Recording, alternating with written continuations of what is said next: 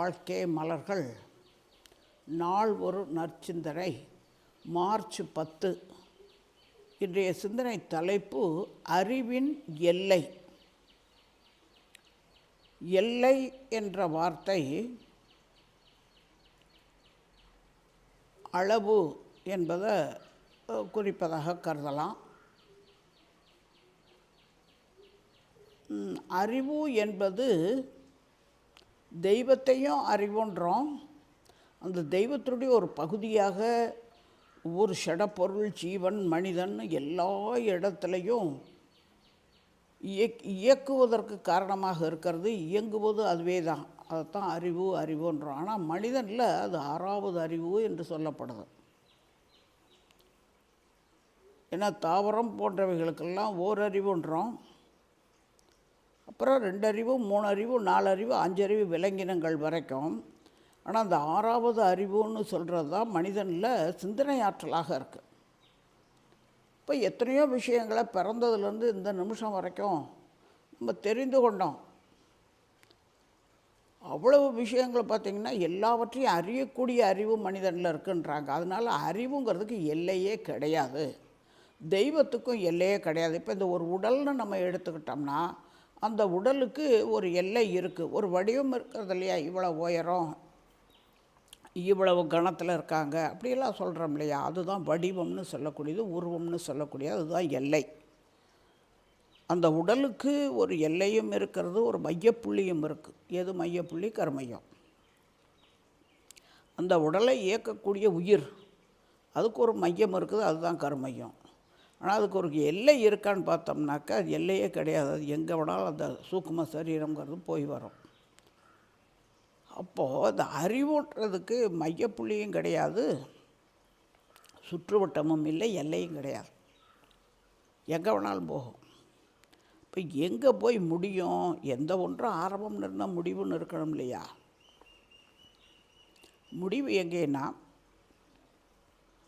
எல்லாமே பிரபஞ்சம் முழுவதுமாக இருக்கக்கூடிய இயக்கமெல்லாம் அலைகள் தான். ஒவ்வொரு அலையும் இந்த அறிவுன்றது இருப்பில் அறிவுன்னு சொல்கிறோம், அது இயக்கத்தில் மனம்னு சொல்கிறோம். அந்த மனம் என்பது அலை தான்.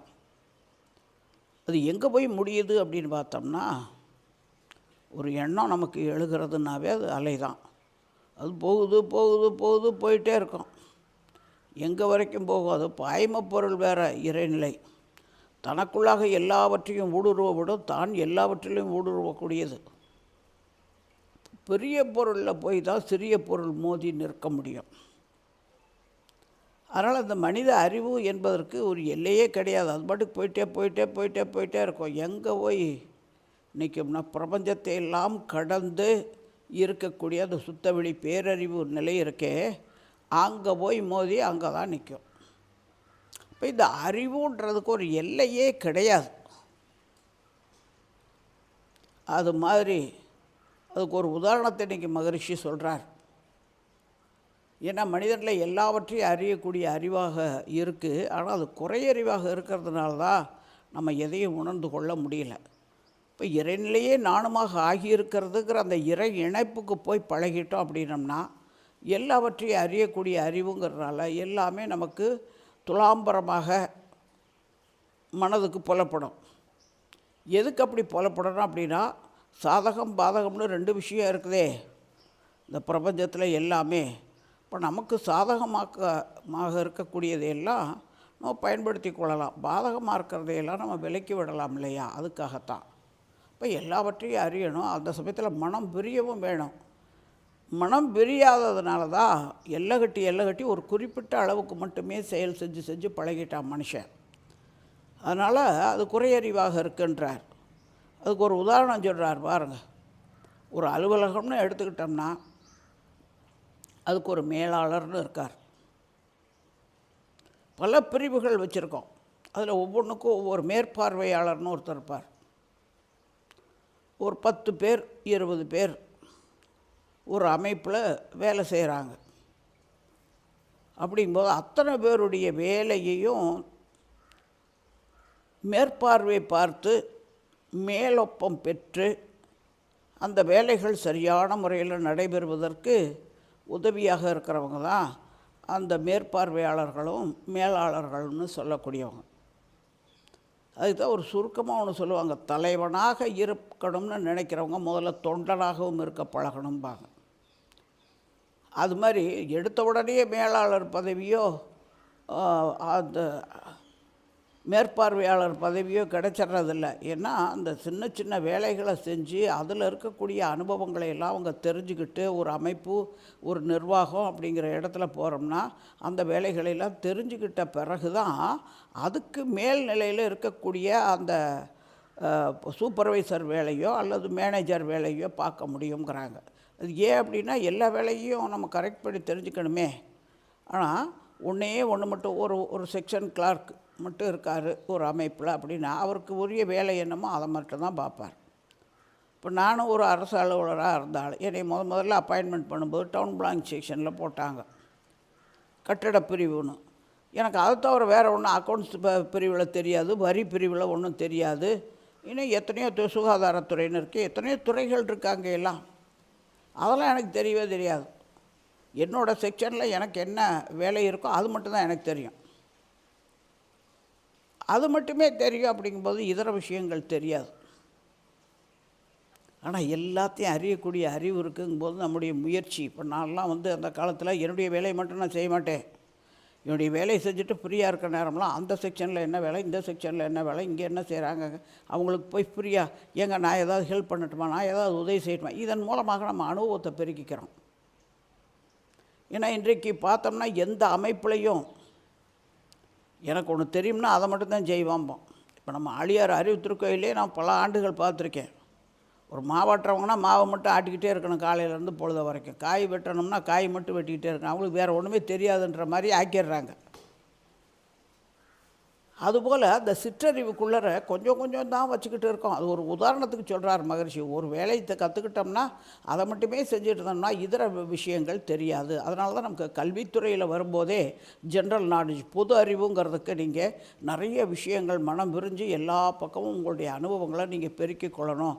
அன்றாடு வரக்கூடிய செய்தித்தாள்களை படிக்கணும். மாணவர்களுக்கு ஆசிரியர்கள் சொல்லுவாங்க, அப்படி எங்கள் காலத்துல எல்லாம் காலையில் பள்ளிக்கூடத்துக்குள்ளே போன உடனே ப்ரேயர் முடிஞ்ச உடனே ஒரு நியூஸ் பேப்பரை வச்சு அல்லது ஏதோ ஒரு விஷயத்தை படிப்பாங்க. படித்தா எல்லாரும் தெரிஞ்சுக்கணும் அப்படிம்பாங்க. அன்றைய சிச்சுவேஷனில், அன்றைய சூழ்நிலையில் சமுதாயத்தில் என்ன நடக்குது இதை தெரிந்து கொள்ள வேண்டிய கட்டாயம், கடமை எல்லாருக்குமே இருக்காது. தெரிந்து கொள்ளும் போது தான் நம்ம வாழ்க்கை எந்த இடத்துலையும் பாதகங்களை தவிர்த்துட்டு சாதகங்களை நம்முடையதாக்கி கொண்டு போக முடியும்.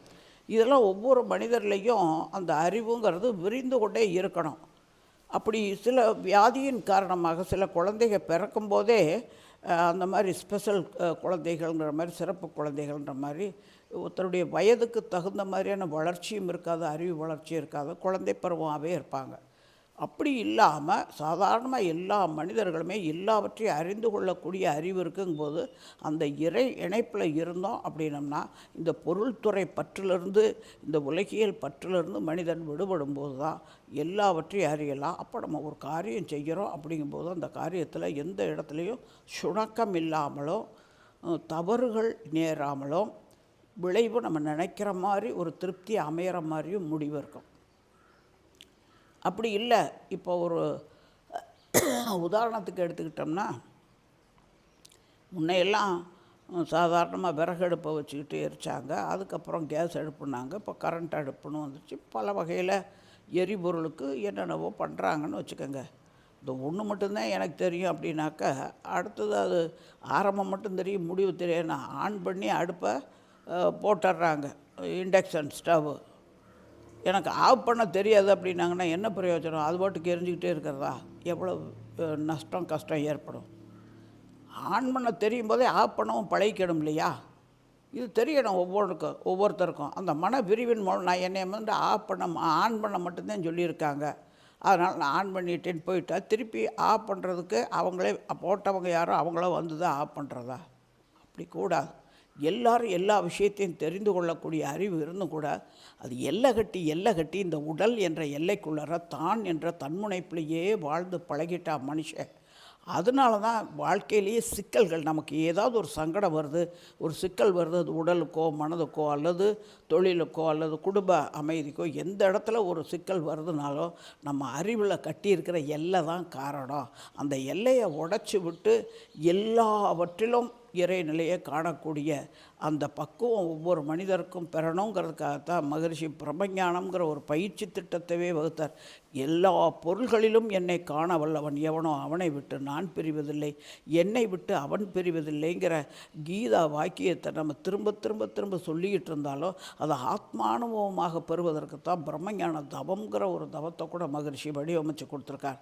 ஆக அந்த மனம் ஒன்றி புள்ளியாகவும் இருக்க முடியும், விரிந்து அகண்டாகாரமாகவும் இருக்க முடியும். அப்போ அந்த வகையில் மனம் என்பது அறிவினுடைய அலை தான்.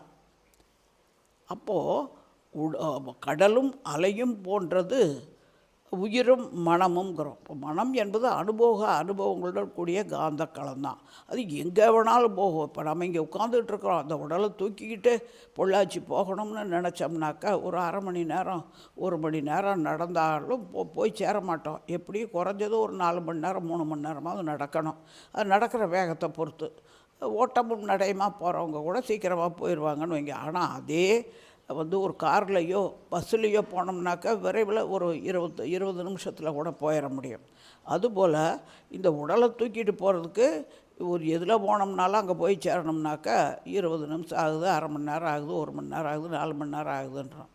ஆனால் இந்த பொள்ளாச்சி நினச்ச உடனே மனத்தில் நினச்ச உடனே மனம் அங்கே ஓடி போயிருதா இல்லையா? அந்த பஸ் ஸ்டாண்ட் இருக்குது, அங்கே பேங்க் இருக்குது, இங்கிட்டு போகலாம், அங்கே போகலாம், ரயில்வே ஸ்டேஷன் போகலாம், இந்த பக்கம் போனாக்கா பாலக்காடு ரோட்டில் பொள்ளாச்சி அறிவு திருக்கோயில் இருக்குது, சங்குனி மலை, அத்தனை காட்சி நமக்குள்ளார வந்துடுச்சு. ஃப்ராக்ஷன் ஆஃப் செகண்ட் அந்த மனம் அவ்வளோ வேகமாக போகக்கூடியது. அந்த மனம் அறிவின் அலை தான் மனம்னு சொல்லக்கூடியது. அப்போ அந்த அறிவுன்றது எல்லை கட்டி ஒரு அளவுக்கு தன்முனைப்போடையும் இருந்து பழகிட்டதை அதை மனதை விரிக்க பழகணுங்கிறதுக்கு தான் நமக்கு தவம் செய்வார் தம் கர்மம் செய்வாருங்க. மன விரிவு தான் மனிதனது மகிழ்ச்சி சுரங்கம். அந்த அறிவுக்கு எவ்வளவுக்கும் இறைநிலை வரைக்கும் போகக்கூடியது. அதுக்கு எல்லை என்பதே கிடையாது. அதான் எல்லை பிரிவற்றது வாய்ப்பார் பரசிவ வெள்ளம்ங்கிற கவியில் பாரதியார் சொல்கிறது, உள்ளும் புறமுமாய் உள்ளதெல்லாம் தானாகும் வெள்ளம் என்று ஒன்று உண்டாம் அதனை தெய்வம் என்பார் வேதியரே. அதுதான் பாய்ம பொருள். எல்லை பிரிவற்றது வாய்ப்பார். இப்போ எல்லையும் கிடையாது, பிரிவும் கிடையாது. எல்லை இருந்தால் பிரிவு இருக்கும், பிரிவு இருந்தால் எல்லை இருக்கும். ஒன்றும் கிடையாது. அது இறைநிலை இணைப்பு போயிடுச்சுனாக்கா எல்லாம் ஒன்று தான். அப்போ ஒன்றே எல்லாமாக ஆகியிருக்கிறது. அந்த எல்லாவற்றுக்குள்ளும் ஒன்றே இருக்கிறதுங்கிறது அந்த மனப்பிரிவின் மூலமாக ஆத்மானுவமாக உணரும்போது தான் அந்த அறிவு என்பதற்கு எல்லை என்பதே கிடையாதுங்கிறத ஒவ்வொரு மனிதரும் உணரும்போது எல்லாவற்றையும் அறியக்கூடிய அறிவினால் சாதகங்களை நம்முடையதாக்கி கொண்டு பாதகங்களை நம்மிலிருந்து விலக்கிக் கொள்வதற்கான ஒரு வாய்ப்புகளெல்லாம் கிட்டுங்கிறதுக்கு தான் ஒரு அலுவலகத்தில் மேலாளர், அங்கே இருக்கக்கூடிய தொழிலாளர்கள் 10 சீட்டினுடைய வேலையும் அந்த மேலாளருங்கிறது தெரிஞ்சிருந்தால் தான் அந்த ஒரு கிளார்க் ஐயா இந்த ஃபைலில் இதுக்கு நான் என்ன எழுதணும்னு எனக்கு தெரியலைங்க, இதுக்கு என்ன முடிவு பண்ணணும்னு தெரியல, இதுக்கு என்ன செயல் செய்யணும்னு தெரியலேன்னு கேட்டார்னா அந்த மேலாளர் உடனே இப்படி தான் செய்யணும்ப்பா அப்படின்னு மேல் விளக்கம் கொடுக்கணும். அந்த திறன் அங்கே இருந்தால் தான் அங்கே மேலாளராக இருக்க முடியும். அதே போல் சூப்பர்வைசராக இருக்காங்க அப்படின்னாக்கா அவங்களுக்கு அவருக்கு கீழே 10 பேர் வேலை செய்கிறாங்க அப்படிங்கும்போது அந்த 10 பேருடைய வேலையை பற்றி அவர் தெரிஞ்சிருந்தால் தான் அவங்களுக்கு அவர் உதவியாக இருக்க முடியும். எந்த இடத்துலையும் குழப்பம் இல்லாமல் அது கோயின்சைட் ஆகணும், ஒன்றுக்கு ஒன்று ஒத்திசைவாக இருக்கணும். அந்த 10 செக்ஷனில் இருக்கக்கூடிய வேலையும் ஒத்திசைவு. அதுபோல் நம்ம 5 புலன்கள் மூலமாகத்தான் எல்லா வேலைகளும் செஞ்சிகிட்ருக்கிறோம். அறிவு கருவிகள், தொழில் கருவிகள் இதெல்லாம் ஒத்திசைவாக இருக்கணும். அப்படின்னா அந்த அறிவுங்கிறது விரிந்த நிலையில் இருக்கணும், மனம்ங்கிறது விரிந்த நிலையில் இருந்து நம்முடைய கடமைகளை செய்யணுங்கிறது தான் இன்றைய சிந்தனையில் மகிழ்ச்சி. நீங்கள் எல்லாவற்றையும் அறியக்கூடிய அறிவு உங்களுக்குள்ளார இருக்குங்கிறத உணர்ந்து கொண்டு எந்த இடத்துலையும் தடுமாற்றம் இல்லாமல் நீங்கள் செயல்படுங்கிறத இன்றைய சிந்தனையில் நமக்கு மகிழ்ச்சி உணர்த்துறாரு. மேலும் சிந்திப்போம், தெளிவு வருவோம். வாழ்க வளமுடன்.